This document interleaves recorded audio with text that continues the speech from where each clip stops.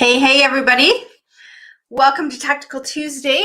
I am flying solo tonight. So Corey had, I had the last 2 weeks off, and Corey soloed it. So my turn tonight.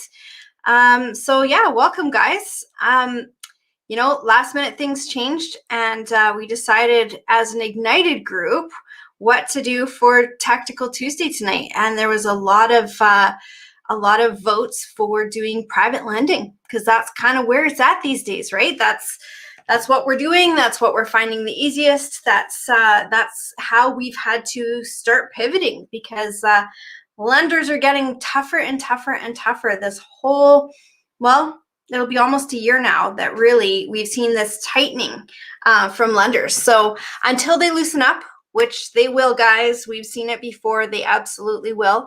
But until they loosen up, we got to find other ways. And a lot of investors are finding private lending. So traditionally, there's a lot of questions that we've had about private lending. So make sure to throw them in the chat, you guys. And we're going to get them answered for you tonight as much as we can. And if not, we'll go back through and answer them later. But if you have questions about private lending, we have two amazing guests joining us tonight. So we've got Colin and Nicole. So Colin Ernst and Nicole Fjords from Coast to Coast Homes. They are rocking and rolling with private lending right now.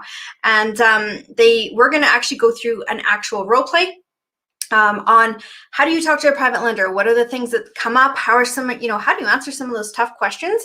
And let's do it in a role play format so we can actually see what it looks like and get a feel for it. Because, a lot of times all this stuff is so much less intimidating than we think it is, or than it has to be. So welcome, guys. Thanks. Hey, Angie or Andrew or both, probably Angie, I think. Florida, Carissa, very jealous. Hey, Rachel, Melanie, Brian. Hey. So welcome, guys. Hey, Zoria. Right, how lucky are we that we get to learn from them? They really are doing some crazy great stuff. And, it's not easy, as we know, to stay the course, especially that first couple of years when you are putting in so much work and so much time and so much effort. And there's absolutely no, guarantee that it's going to get you anywhere. And it feels like you are just spinning your tires. But you know what, Colin and Nicole, same thing. They had bouts of doubt, and then, just you push through and you never give up and you keep on going. Actually, super cute. My niece, my 9-year-old niece, sent me a video yesterday from YouTube. It was a Shakira song called Yay to Everything? No, Do Everything? I can't remember. Anyways, it's from... it's a movie we're going to watch soon, she said. But anyways, some Disney movie. And it was all about never giving up and try everything. That's what it was called, I think. Try everything. And it reminded me of you guys in Fearless, because it is so hard to keep going, but you got to try everything. And we're like water. We're going to go where it's easiest to flow. And that's where we're going to find our strategies. And that's where we're going to find what works for us. So right now, stuff like joint venturing is super hard. Lenders are being super strict. So you know what? We do what Colin and Nicole are doing, and we pivot, and we find other ways to make our dreams hit. So we're going to talk a little bit about a dream that they have had for a while and kind of put out there that they wanted to achieve, and they're doing it. So yeah, hey, welcome, guys. Hey, Arthur, nice to see you. Zootopia, that's it. Thank you. Yeah, we're going to do a Zoom movie night here soon, and yeah. All right, guys. Hey, Sean. All right, we are talking about private lending. Let's bring them on. Colin and Nicole. Hello. Hey, guys. Hey. How's it going? Good. Good evening. Good afternoon. Right? Yeah, exactly. Depends on where we are. BC, it's still super early. So guys, thanks for joining us. I know this was last minute, but it's always good. You guys are always prepared, because you are doing these kinds of conversations, every day? Yep. Every day. Every day. Every day. Yeah. Wow. So when we say that your network is your net worth, Yes, definitely. Yeah, I mean, that's what it's all about. Just talking to anyone and everyone, always with the seeds. Always planting seeds, always meeting new people, and just letting the conversations flow wherever they go. Yeah, I mean, we really like talking to people in general, and talking to people about what they like, their dreams, their goals. That's something that I think we think is pretty special for us. Yeah, it's true. And it's super easy to talk to people about that because people are passionate about it. So it's not a hard conversation to have. It's not like you're digging into, stocks and bonds and, like all this stuff that's all uncomfortable and not normal. It's just super normal stuff. Hey, let's talk about where we want to go and let's see if we're going to head in the same direction together. So yeah. Exactly. Yeah. So, okay, so you guys, we know you started investing a few years back in 2016, got a couple places, got married, had a family. Where you been since then? Where are we at? Who are you? Your coast to coast homes. What do you do? Give us a 3-minute intro, and then we're going to jump into private lending. Yeah, so 3-minute intro. We bought our first single family home from afar. We were in Vancouver at the time and bought it in Ontario. We renovated and duplexed it. And then we, like you said, got married, moved, changed jobs, had a baby, moved across the country, and then did the same thing here in Ontario for a place for us to live. And that's kind of where we, I guess, hit our wall in terms of, what we could borrow from the, banks in a traditional way. And then we found Corey and Tiffany. We found the Ignited program. We knew we wanted to get farther, and that's where we, I guess, that's when we started exploring private lending, essentially. We'd already done it. Like Colin can talk about this part, but we'd already done all kinds of syndicated mortgages where we were the lenders. We lent on land developments. Yeah. And we've lent to other members in our communities for small renovations, things like that, or the kitchens, small flips. Yeah. So we knew it was out there. It was new, introduced to us, but we just didn't really understand it. So we started getting involved. We started educating ourselves. We started learning. And that's when we found the Ignited group. We decided to let's look at our business model. Let's find people who are doing what we want to do and do the research. And here we are today. We're able to talk about it. We have established teams. We're able to help people achieve their goals. And a lot of people hear private lending, but there's just this veil over that people don't really understand. And we find that when we talk to people, they say, I heard of private lending. What is it? Yeah. How do you do it? What's involved? And we kind of cater to first-time investors. We walk them through the whole process, hold their hand, and tell them this is where the lawyer's involved. This is what this document means. Any questions, talk to your lawyer, have them review the stuff. And we just go through everything. And through that process of doing this numerous times that we've become pretty attuned to what they need, and all the while just keeping their goals in mind and making sure that this is the right investment. It's going to help them achieve their goals for the year or 2 or 3, whatever they have. And just, and also communication, just open communication with people. Always listen to them, always provide updates. When you're a borrower, these people are helping you fund your projects, and you have to be respectful of that and make sure you involve them in the updates and things like that you're doing. Yeah. So that first question that you get all the time, that what is private lending? What is it? Like layman terms, right? I can look up a definition of it and I can read it to you from the dictionary, but what is private lending in our little world with the types of people that we actually deal with? Yeah, sure. So private lending, think of yourself as the bank when you're lending out money. Instead of me going to one of the big banks to get a mortgage, there might be an alternative lending than going to somebody like you. So whether or not you have savings in your savings account or you have registered funds, you have a HELOC and you're trying to find a better return. You're trying to find something else to invest in because your mutual funds or stocks aren't doing so well. So we basically say you become the bank. You're the person I'm dealing with on the other end. We're setting up terms. We're going to hold our end. You're going to hold your end, and we're going to possibly, one avenue is buying a property with cash instead of, given in the market we're dealing with right now, brokers, lenders, everybody seems to be backed up, and sometimes timing can be an issue. So in that frame of mind, like private lending can work where, hey, I'm going to buy the property in cash. You're going to lend it. We're going to do security on the property, meaning you can foreclose on it. So people get a kind of idea. It's just wrapping your head around you being the bank, and they don't realize they can do that. And like you can be the bank. Yeah, because lots of times we think of it as, the bank are rich people. The bank are people that have like hundreds of thousands of dollars or millions of dollars in the bank, and now they start lending it out. But what we don't realize is that just even as individuals, now whether that means, I like how you said, whether that means that they have cash that they're using, or maybe it's credit that they're using, so they can use the bank's money to become the bank for you. Yep. Yes. That's exactly what the banks do with our money. So exactly. Yeah. So if let's say that I had, a line of credit and I'm paying 3% on it, I lend it out to you. And how much, let's say on an average deal that you guys do, would I make on that? Now I'm paying 3%, but how much are you paying me to borrow my money that I'm borrowing at 3%? sure, we can just take a round number of 10% in that case. So we're going to pay you 10% for your money. You're paying the bank 3%. You just made 7%, and it's none of your own money. If you're using a HELOC, you don't have to get another job. You don't have to put more money into the bank. You don't have to do anything. You're borrowing for X amount and you're lending out for Y, and you're making the difference, or making the spread, as some people call it.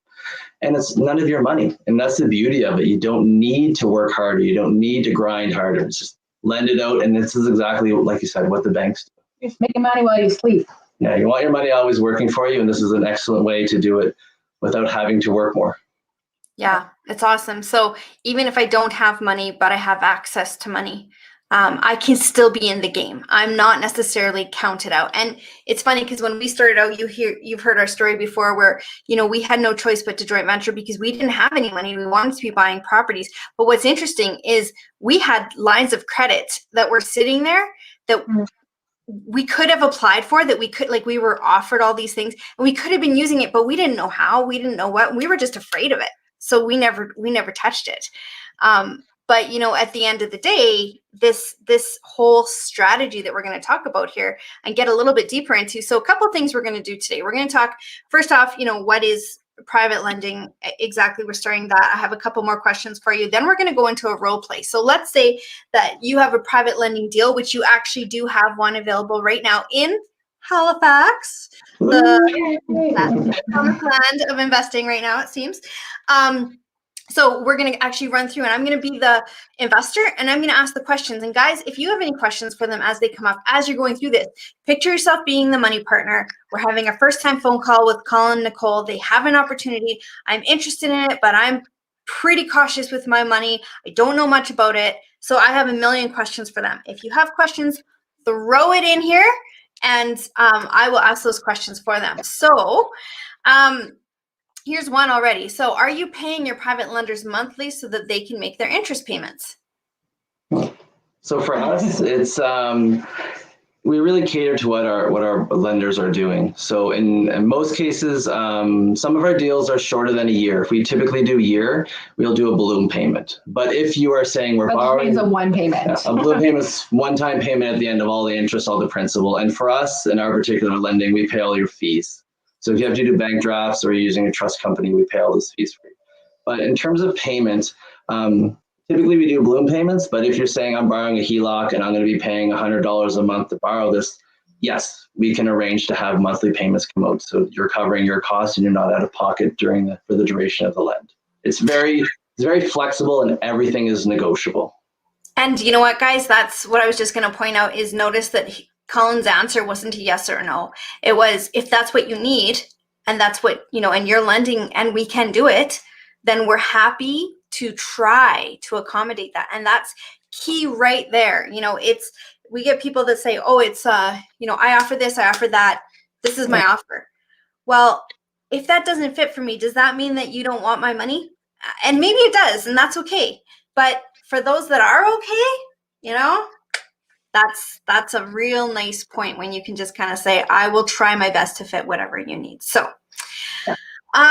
okay. So let's see, we've got. One of the things I was just going to say, Tiff, you had mentioned, when you guys had your lines of credit, you just were a little bit afraid of what to do with it. I think that's one of the key things is that we often fear the things that we don't necessarily understand. And that was one of the things that we did when we first started learning about real estate investing and what it can do for, your financial freedom is instead of being afraid of it, we learned about it as much as possible. And we asked the questions and we talked to all the people. Like Colin called Olympia Trust a lot. You talk to all the people that you need to until you get a general understanding, and that then you're now talking to either, somebody who wants to borrow your money or somebody who you want to borrow the money from. You have those answers, and you have like a starting point that you can share with people. And one of the great things about our community is that if we have run into questions that we don't immediately know the answer to, we can get that from other people. And it's a great position to be in because you're not afraid. You're not afraid of like, oh my God, what if somebody asks me a question that I don't know the answer to? That's okay. You don't have to know the answers to everything. But you do, need to know the right people to ask. And yeah. For sure. So interesting that, a lot of people are already asking questions. There's so many questions surrounding this topic. So one of the questions that we have right here is, where did it go? Hang on. Okay. Now, I know that this is a very complicated answer, so don't feel like you have to answer it all the way through, because right now things have changed so much that there's a lot of complication in this, but I know you guys will be able to kind of direct us. So can we go over how to get private lenders registered on title? How to use that private lender for 20% down payment and get around the second mortgage with the bank is they don't like them. So again, this is something that we're seeing a lot of. Banks do not want any kind of secondary interest in our deals or our properties. So first question, how do we get them on title?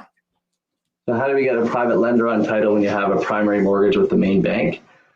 Okay, we've never actually had to do this yet, to be honest, because we're raising all the money to buy privately in a lot of our cases, and we're bypassing the bank, and then we're refinancing later and paying everybody out or selling.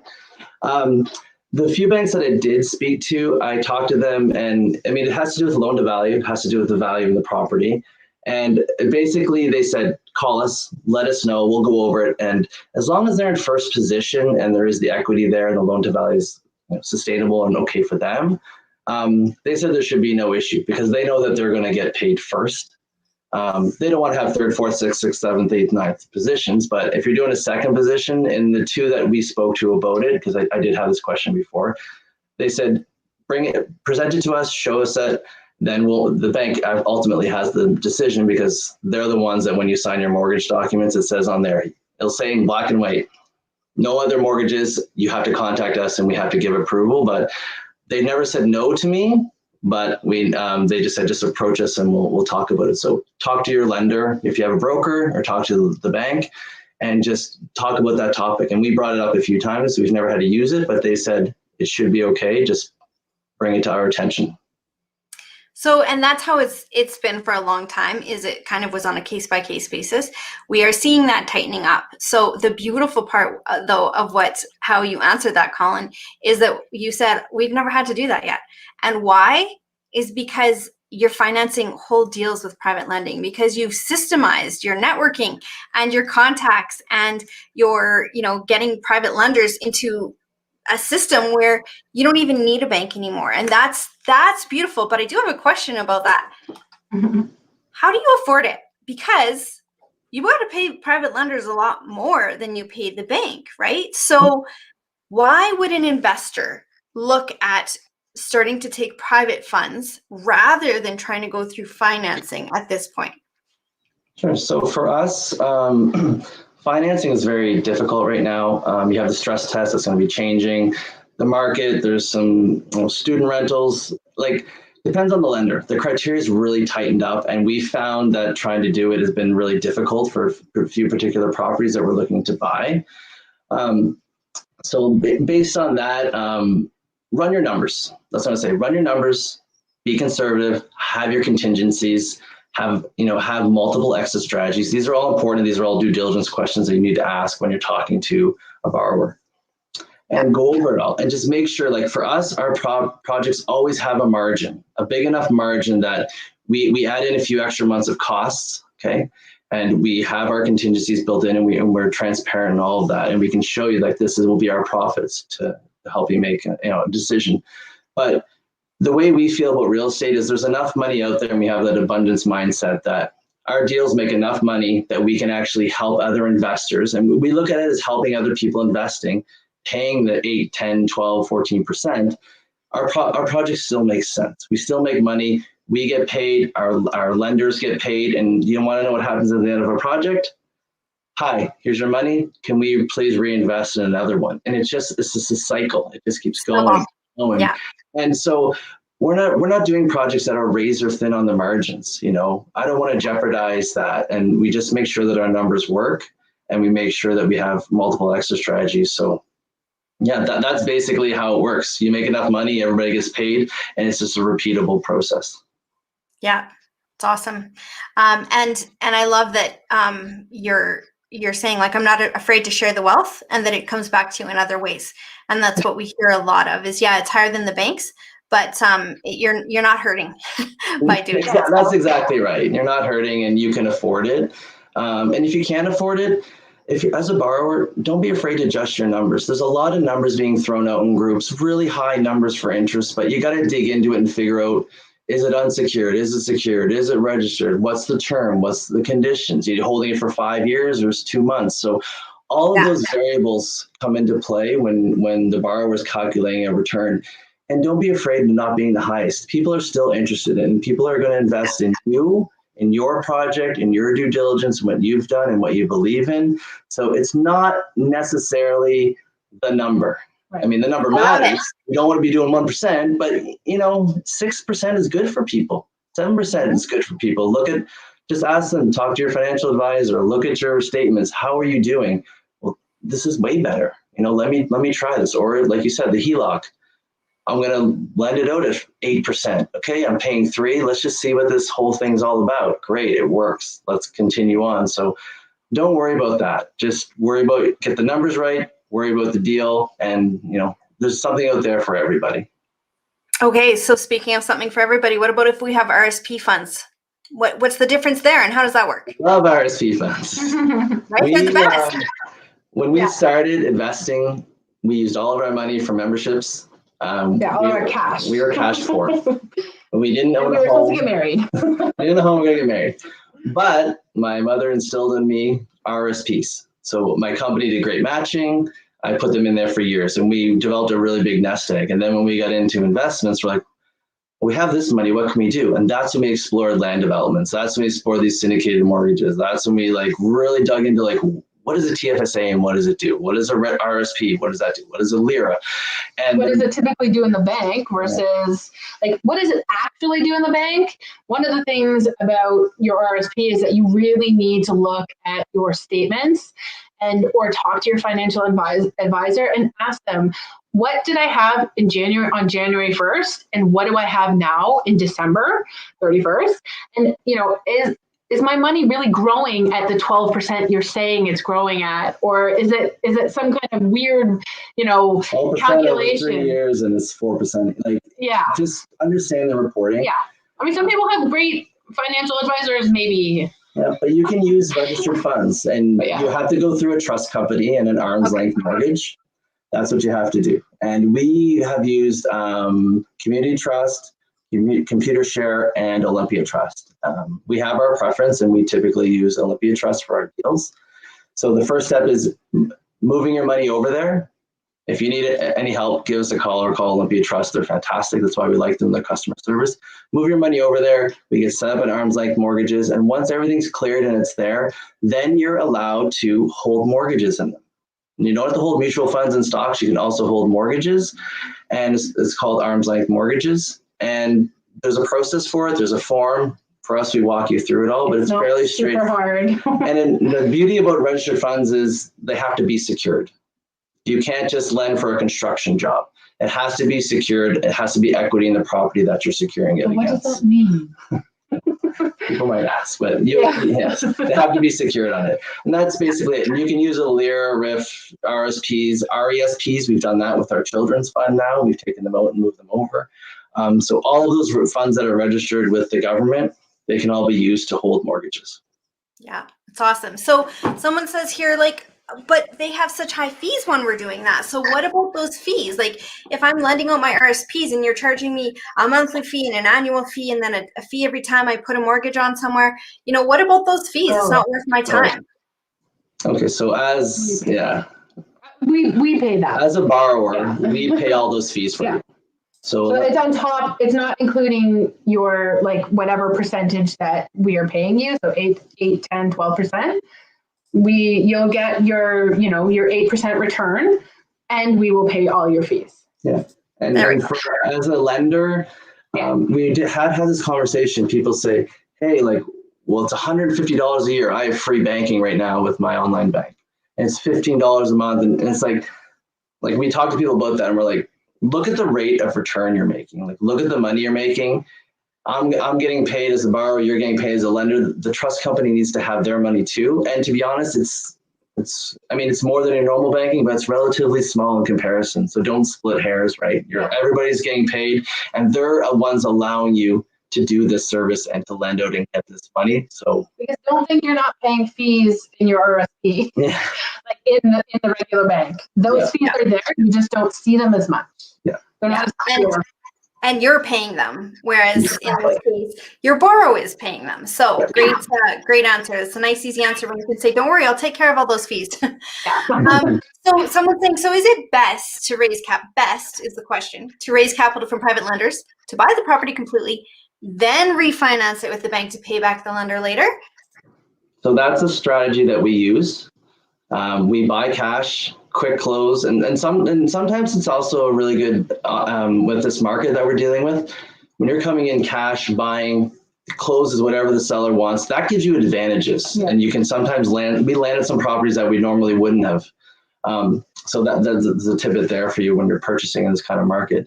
But yeah, I mean, you're exactly right. We buy something. We do our renovation 4 months later. And you do your due diligence on your after renovation value, your market comps, everything.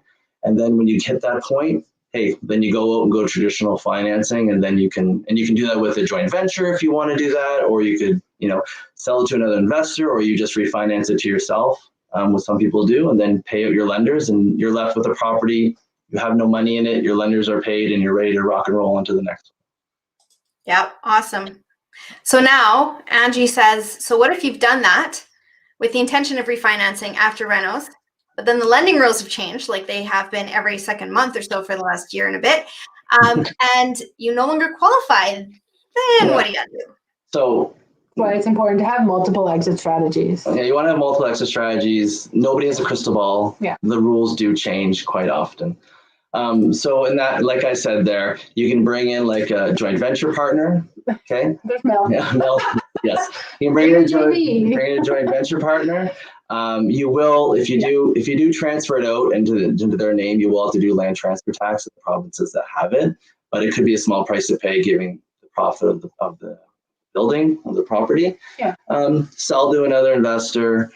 You could just sell it yourself on the open market. You could talk to a mortgage broker and figure out your actual options, because sometimes the bank won't let you finance it, but a mortgage broker can. And maybe you'll be paying 4% instead of 2%, but maybe it still makes sense. And if you're doing a long-term buy and hold game, I mean, as long as you're still making money, you're doing okay. So just run the numbers and run those scenarios. If you're thinking ahead is going to be 6 months, we always planned extra months. We always planned a few extra months for selling, even though the market's 1 month. Just have those contingencies built in, so it's not going to surprise you when something like that happens, and you can pivot and go into the direction that makes sense for you.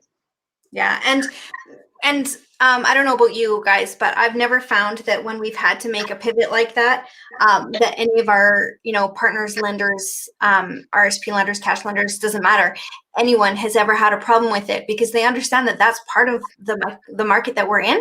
And it's okay if you have to go to them and say, hey, listen, things have changed. Now, these are 2 or 3 options that we've come up for you. Which one do you like, or what do you like about any of them, and become these transaction engineers. So now I would love to get into the role play. So Yeah. So here's the deal. So tell me a little bit about the process that would lead up to a meeting like this. What have you done to prep me? I'm an investor. I saw one of Nicole's amazing ads in Fearless where it says, hey, we have another opportunity, and gives me a little bit of information. I've reached out to you. I'm interested in it. Now, what have you done to get me to the point of this meeting that we're now going to role play? Okay. So what we typically do is we will, obviously have a little conversation like online, and we'll send you an intake form so we get to know a little bit about you first, so that we can be prepared for our conversation. And then we will give you, set you up with an appointment, and we'll have a conversation. Usually a Zoom chat, sometimes a phone call. It's really up to you. And so when we talked about doing this role play, we're like, okay, do we have an hour and a half? Because typically our conversations run about 90 minutes. And that's because in that conversation, we are talking about, essentially we're getting to know each other, because even though this is it's not a long-term relationship, like maybe a typical JV, we still are entering into a partnership. And we like to get to know each other and make sure that that we as borrowers are going to be able to help you fund your dreams, essentially, and get to where you want to be.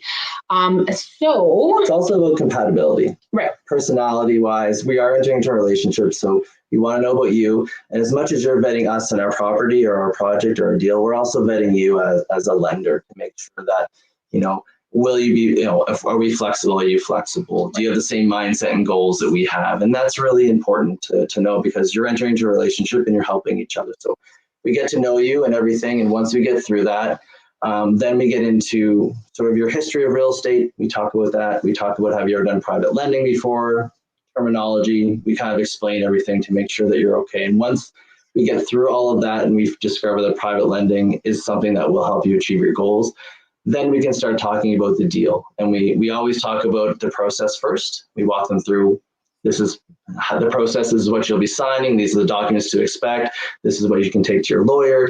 This is what all this means. If you're okay with it, then here's our process going forward of how we present deals and everything. Yeah, essentially we'll go even down as far as talking about how we designed something like our promissory note or our letter of intent. Because there are standard ones out there, but we specifically, we designed it from the point of view of a lender. So we had a family member lending on our first deal. Yeah. I went with them. We went with our lawyer and we drafted our promissory note. Then we took it on one of our partners' side, who was a borrower, a partner of ours, and we gave it to them, and they took it to their lawyer and they reviewed it. And then we went back and forth. So now we have a document in place that I use for my family who actually invests with us, and we use that, and it protects them as a lender, and it protects us as a borrower.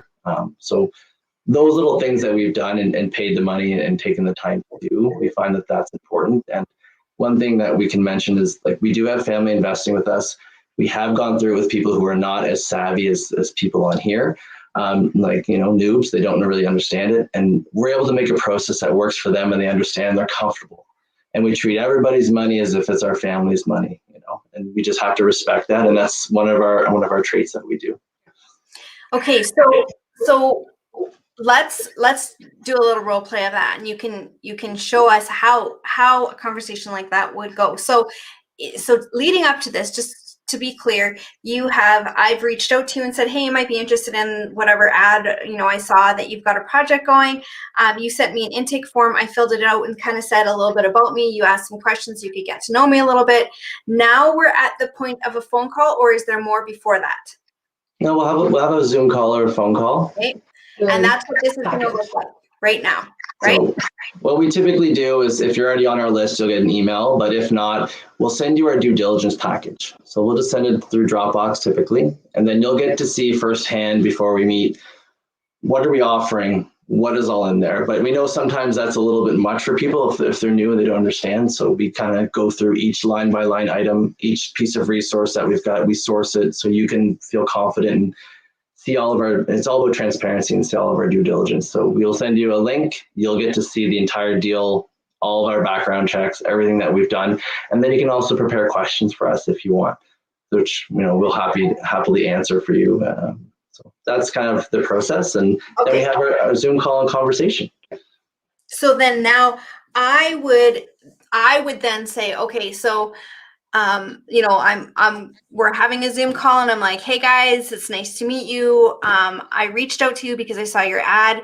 I read your, due diligence package. I have a few questions for you. But I wanted to talk to you about this private lending thing and find out, what it is that you're looking for. Exactly. Okay. Right. So then what do you say?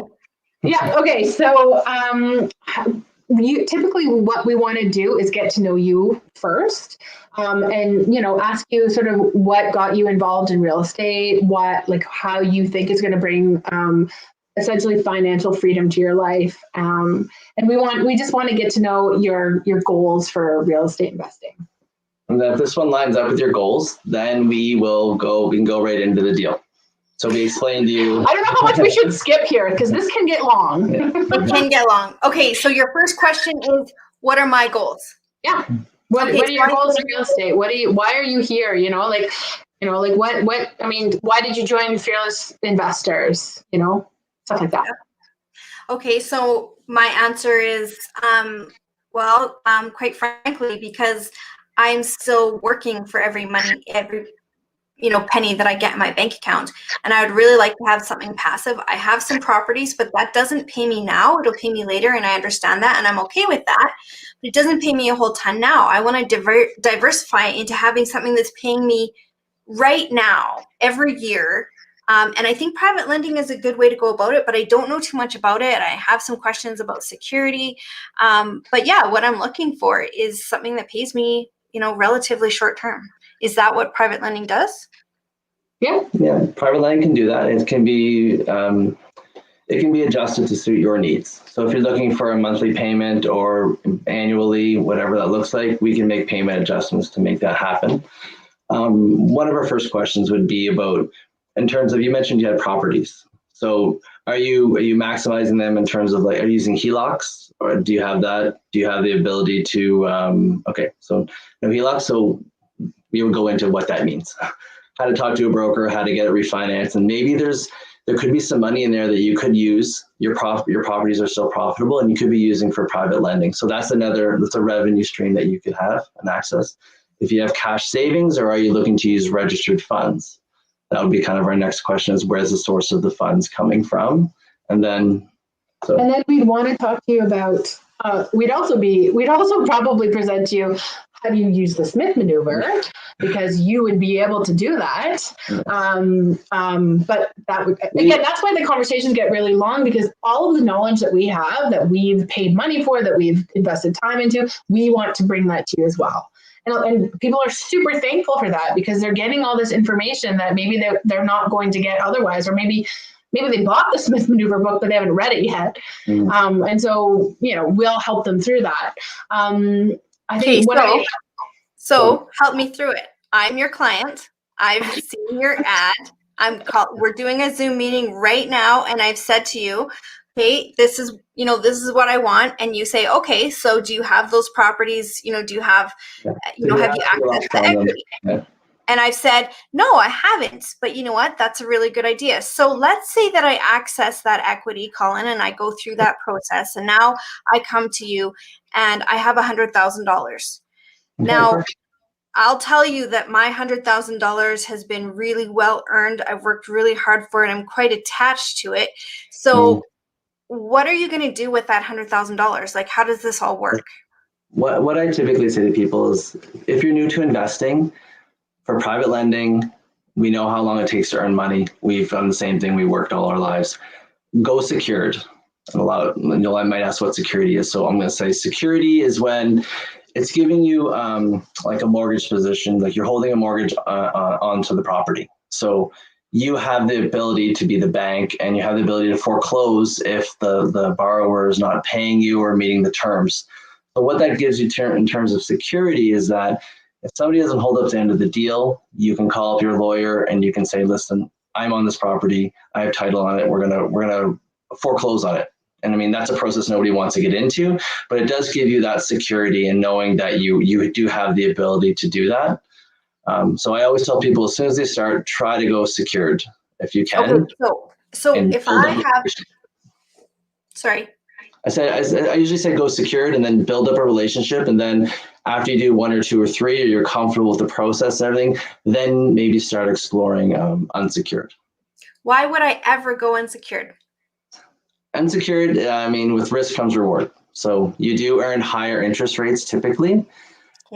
So that's something that's always appealing to people. But for me, it's peace of mind and sleeping at night. If you're just starting and you're going to lend out your hard-earned $100,000 to somebody who you just met on a Zoom call, and it's for a construction loan on a property that you really don't have too much information or visibility on, just know that you have less options when you're going unsecured, and it's harder to get back your money if you have to go a legal route. So I say just start off easy, secured, sleep at night, and really vet the people who are borrowing your money and just develop that relationship, because trust is a big part of it, and it has to be earned.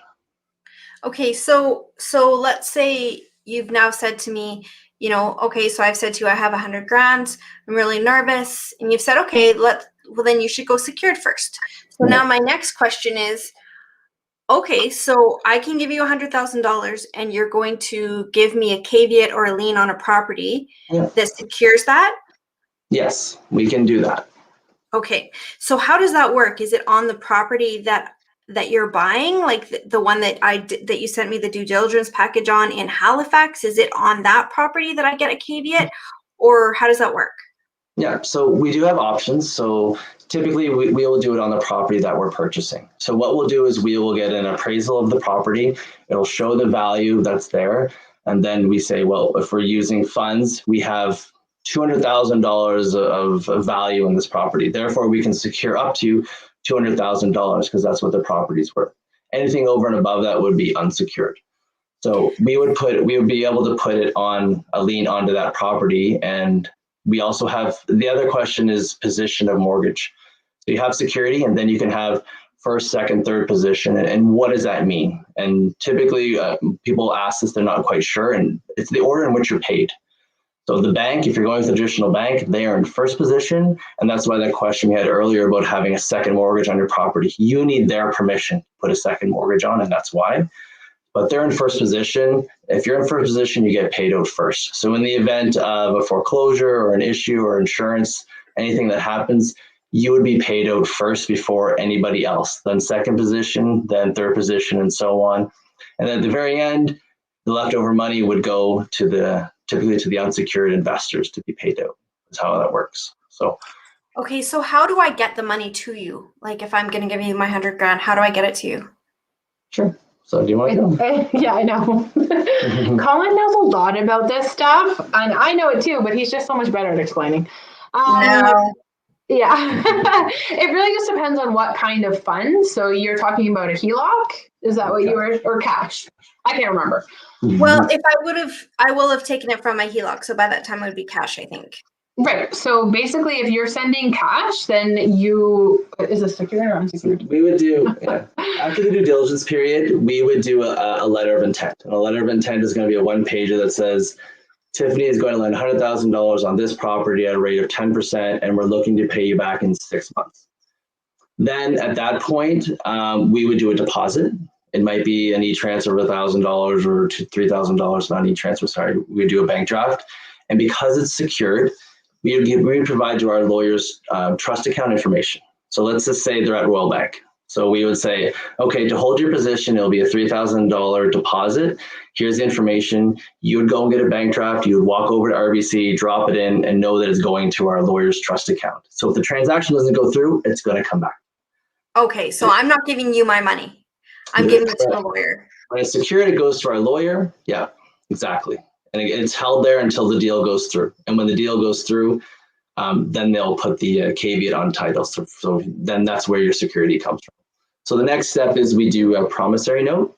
And the promissory note will just define all the rules and everything around the private lend. So any question, what's the default, the parties involved, payment structure, all of that, the position of your mortgage, it's all outlined in that document.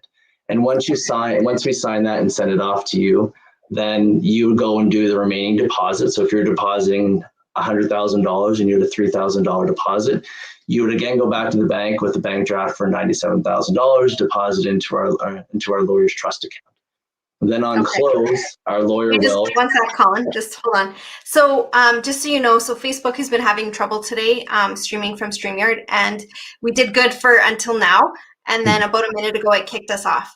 So, yeah, it did. So we dropped from like 90 people watching down to 6. So, guys, if you are watching and you're kind of out of this and you don't know where to go and you want something more stable, you can go to the YouTube stream. So the YouTube channel is Investor Life, and you can go to that and watch from there if that helps. So yeah. Will it pick back up? Mm-hmm. Or is that it? Will it pick back up on Facebook, or is that it?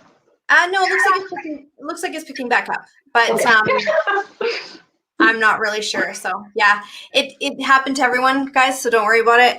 It's just a Facebook StreamYard issue that they're having today, I guess. So we knew about it ahead of time, but we thought we did well. But anyways, the replay, of course, will be available to you. So okay. So in the meantime, I've got you my money. I sent it through a lawyer. That makes me feel good. I didn't have to send it to you directly. If the deal doesn't go through, I get it back. I can also stipulate what that money is going to be used for. So I send it to the lawyer, but I say it's going to be used for this deal in this amount. And here's that letter of intent that I signed with Colin and Nicole, just to really be clear about what I expect this money to be used for. Yes? Correct. Absolutely. Yeah. Okay. Oh, apparently we're not on YouTube. It shows that I'm on YouTube, Nan. YouTube is good. There we go. Yeah. Okay. Now, how do we find YouTube? Maybe throw it in the chat. That would be great. Okay. So we're going to keep on going. So now, I know that you mentioned 10% and you're going to pay me back in 6 months. So 10% on $100,000. So I'm going to get $10,000 in 6 months. So this is another question we get often, is called the return on investment, of the ROI. So it's what's called an annualized return. So over 1 year, you're going to get 10% of your money. So that works out to roughly, like if you're getting 10% return on $100,000, that works out to roughly $833 a month. So over 6 months. So, just take your principal amount that you're investing, times it by the rate, 0.08 or 0.1 if you're getting 10%. And then I'll give you your annualized rate. Just divide by 12 to give you your monthly rate, times by 6. However many months the term is. Yeah. And so on our promissory note, we borrow the funds for up to 1 year, but our letter of intent will state 6 months. Exactly how many. The reason we do that is if there's a delay in a permit process or construction or anything, if we say 6 months and we're 1 day over, we have to do all this legalese, reschedule restructure the mortgage. I have to sign papers, you have to sign papers, the lawyers all get paid, they're happy. But Twice. We just found that like if we say 1 year, but our intent is 6 months, then if it wavers a little bit and we'll tell you ahead of time what's happening. As long as you're saying it's going to be like 2 more weeks. Okay, and you get paid per day. It's a per diem kind of thing. So you're going to get your rate of return all the way up to the day that we're done and pay you. Okay, so for my purposes though, just super simply, if I'm giving you $100,000 and it's 10% annualized for a year, but you're only going to be keeping it for six months, then that's half of that time. Then I would be getting 5,000 instead of 10. Correct. Okay, so it's that 10% is if I kept it in with you for a full year. Oh yeah, exactly. Okay. Yeah. Okay. So a lot of people don't say it, but it's annualized return is what the term. Yeah. Yeah. Awesome. Okay. Okay. So now, starting to get people finding us again. Sorry about that, guys. Yeah. Kind of a little bit of a tech issues. Yeah. So, okay, so now let's say that, like, do you have, I have a couple questions about the due diligence that you sent me. Okay. Can we go through those numbers a little bit? Sure. Yeah. You want to share? So how do we share here? Do I just click share? Yeah. I think so. Okay. Share screen. Okay. Okay, entire screen. There we go. Okay, so Get the spreadsheet at the bottom. I can't see the spreadsheet. Oh, there. There we go. All right, so now we can't see ourselves, but anyways. Okay. So now I have a couple questions about this. Okay, sure. So can you explain to me the private lending costs? This is your costs, right? That you're going to be paying. Exactly. Right. So in our case here, we go over our construction holding costs, our closing costs, and then we have our private lending costs, which we have to factor in and we borrow. So here we'll do registered funds, so based on an appraisal. So we take that appraisal and we're just 300,000 in this case. We're taking that by the secured registered rate of 8%. And we said our project we're estimated to be 1 year, but we do add an extra month just for contingencies. And that's what the return will be. We're going to pay about $26,000 to borrow $300,000. And then we have a construction phase of $700,000, which will be the remaining purchase price plus the first phase of construction at 12%. And we're going to pay about $91,000. And then construction phase 2, which will be we're estimating 6 months, but we add an extra month for contingency, so 7 months. So our total private lending costs are estimated to be $143,000. So when people say it's more expensive than the bank, it is. Absolutely. But we do factor it in there. And this is where we pay these fees for bank drafts and for Olympia Trust fees is who we use. So we estimate the number of investors we'll have for secured and unsecured and number of bank drafts, and we factor that cost in there as well. Nice. So you're factoring the cost already into like my fees as being your lender. You're factoring that into the deal already, so that nothing is a surprise for you. Yeah, everything that we're going to use to build and do this project and complete it, we factor all of that in. Yeah, awesome. Sorry, 1 second here. I'm just going to throw that. In case you guys are having trouble on Facebook, you can jump onto YouTube. There is the comment that Nin put, and you should be able to just follow that link. But yeah, okay. So if you have where did that number go? Go down a little bit. Down? Okay, Or there we go. There So we go. the private lending part of it at 143,000, that's to me, but that's also to your other. So I'm not making 143,000. This is your side of things. correct. Exactly. That's for everybody who's lent on the project at those rates and that amount. That's what we'll be paying. So how do you decide who gets to have a secured and who gets to have an unsecured? Like I would because this is my first time, again, I'm role playing as if I'm a first time investor, right? Mm-hmm. So I would like that secured spot. So how do you choose who's going to get secured versus unsecured?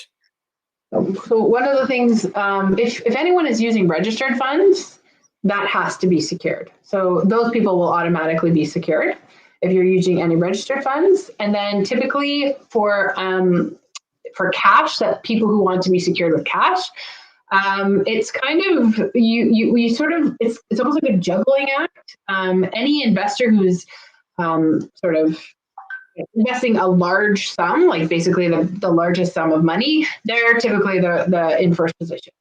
And a nice thing about registered funds, if you're using Olympia Trust, is they can syndicate it for you. And what that means is, let's say we have a cash investor secured at $200,000. So I have $100,000 left that we can secure. If we have two people with registered accounts of $50,000, we could put them together in a syndicated mortgage, and they would be in second position together for the $100,000. And we actually prefer only to have about two positions if possible, because in terms of insurance, when you buy a property, you have to show an insurance binder letter, make sure you have insured. They will always ask you for the bank. So you write, Scotiabank on there. And that means that they'll get paid out in the event of a total loss claim. They'll typically only put about two names on it. So we like to keep our secured people within first and second position. So cash, it's typically whoever's investing the most will get first position, and then we try to syndicate registered funds so we can have maybe 2 or 3 people together, forming together to have one mortgage in second position. Okay. Yeah. Okay. So that's awesome. Like, I think that for me as a lender, you've answered a lot of the big questions about security and how much money I'm going to make, all that kind of stuff. Those are kind of the big things that a lot of people ask. So there's some kind of secondary questions that come up when you're private lending or taking private money. So what if something goes wrong? What if your projected costs that you have, explode and the profit goes from 530 to, 150,000? How do you decide who gets paid what and, all that kind of stuff?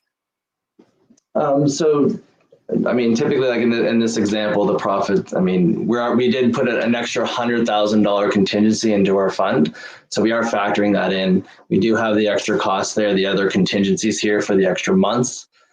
So we do have some built-in contingencies in these numbers. So, but in that case, if there is an issue with the project, let's say, and our profits are dropped, as long as it's still profitable, our main goal is to complete the project and pay out our investors, right? Like, that's our main goal. If our profit drops from 500,000 to 200,000, we're still ahead.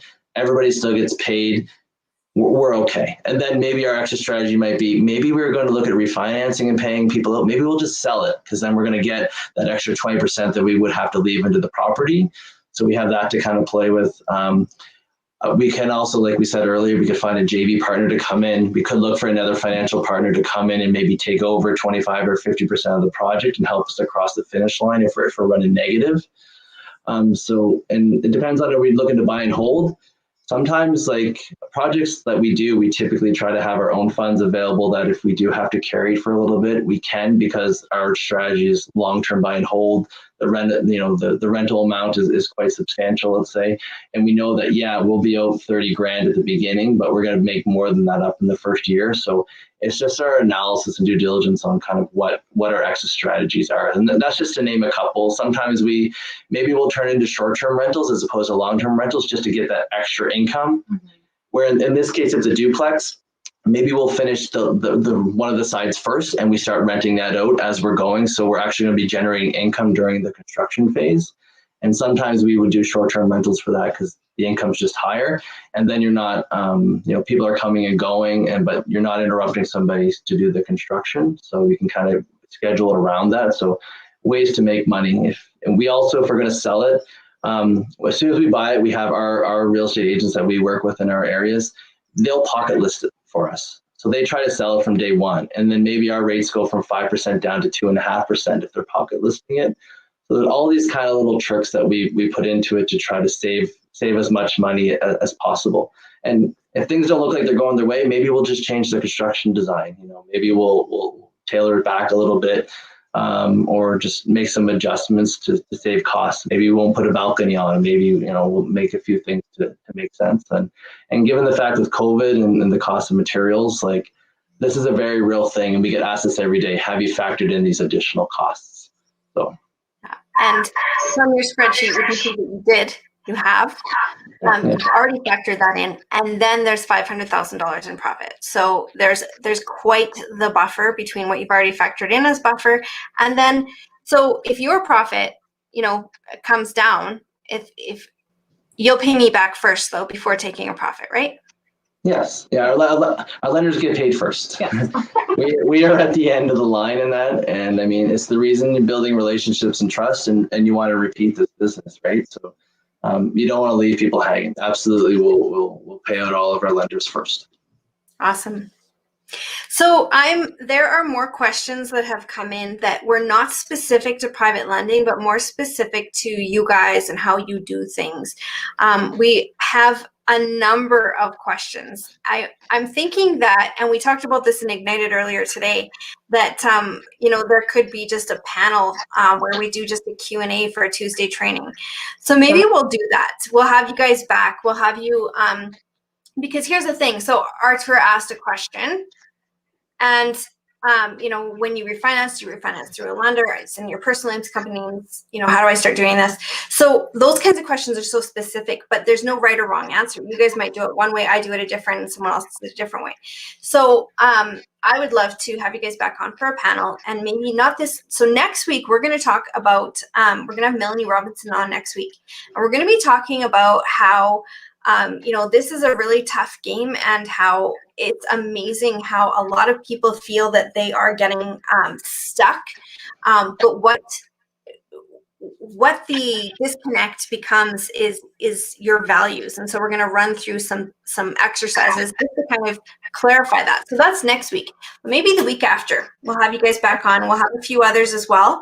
And we can talk about private lending and how people do things, because it is individual. Colin and Nicole might do it one way, someone else does it a different way, I do it a different way. And so it's nice to hear kind of a overall view of that. So I will write down your question and we will add it to that one. But in the meantime, guys, how do we find you? So you have this deal, you are accepting private money. Right now, I know last time I talked to you, you guys were like, "Oh no, we're overfunded right now. We can't take any more." But you've as more deals. Yeah. you've got more deals. Yep. Awesome. Yeah, So how do people find you? The best place to find us is on Facebook. You can find us, like everybody knows our name, on Fearless. You can just message us or comment. Yeah, probably just direct message us. We do check our messages, even if you're not like our friend, I guess. Message us directly. Yeah. Coast to Coast Homes Canada is where we're at. Just write in Fearless if you want, and we'll find it. And one of the things we tell people is go through Fearless and look us up and see the content that we've been adding, and just, see if there's some stuff in there and information. Maybe we answer some of your questions, and it helps you get an idea of who we are and what we're offering to the community. But Fearless is a great community. Post on there, and we're on it all day. So we'll see your posts, and we'll reach out. We're really, really excited about our Halifax project. Yeah. Definitely going to be posting about it soon, but it's an amazing project in a really, it's a neighborhood that's becoming revitalized in downtown Halifax, and it's got just an incredible amount of potential. And it was on our vision board when we first started investing, this exact tile style properties. And so, work hard, your dreams will come true, and you'll find these properties, and pleased with this property. And we've been building up to it, and we'll be announcing it very soon. Awesome. Okay, well, we'll look forward to hearing more about it. And thanks, guys, for sharing, because everyone helps us. Along the way, a lot of people helped us, and the more people we can help, like even just answering questions, like you said, like, let's talk about the Smith maneuver. You get nothing for that. You get nothing out of that, but becoming a resource to people, when they do have some place to put their money, they are going to come to you. So good job.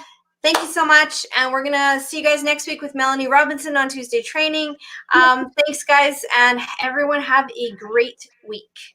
Oh, Cheers, everyone. thanks.